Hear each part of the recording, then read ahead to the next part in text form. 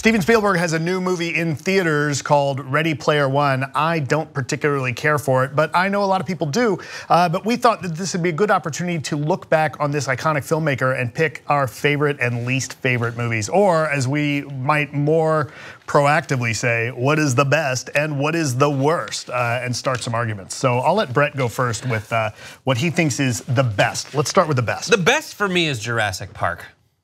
Okay. And I know and the reason I say it's the best is because there was a large gap between when it originally came out and when it kind of was digitally remastered, and I saw it at the ArcLight and the Cinerama Dome, and it absolutely held up.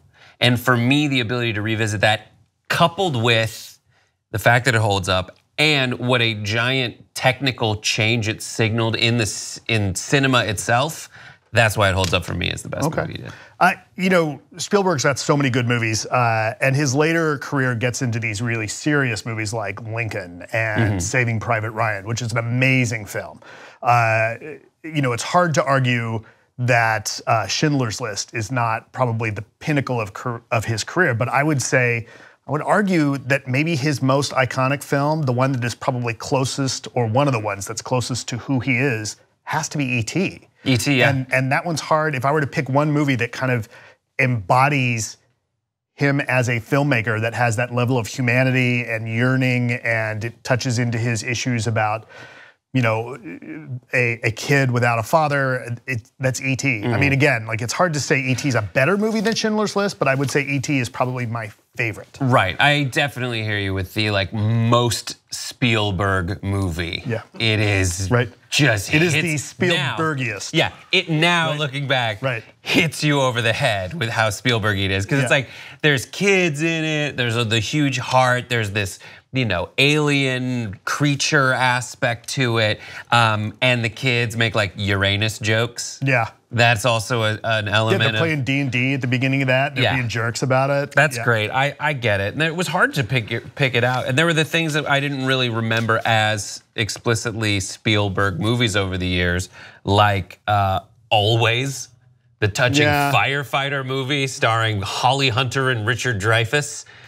Right. Which is like about ghosts who stick around after they die. Yeah. What's the worst? Well, I'll let you start with your worst. I started the first one. Okay, I'll start at the first one. I think his worst movie, and I know a lot of people are gonna be really mad at me about this.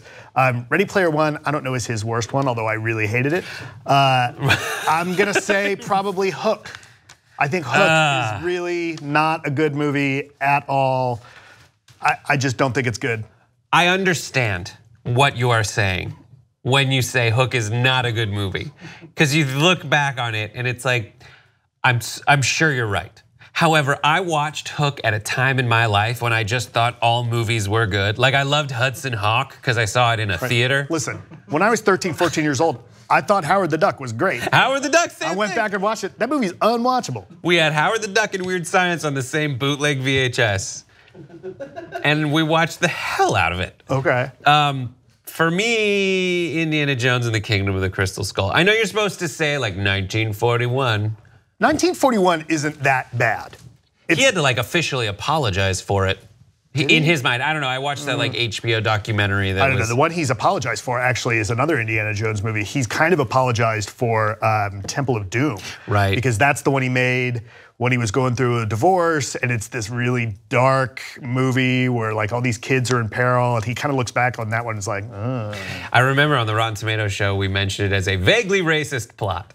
It's like, there's these magical brown people and they have these rocks we should get. All right, so my best is E.T., your best is Jurassic Park, my worst is Hook, your worst is? My worst is Crystal Skull, because it's just, in addition to being bad, it's also very sad that it's happening. All right, well, next time we get together and do this, we will go through the best and worst movies from Senor Spielbergo.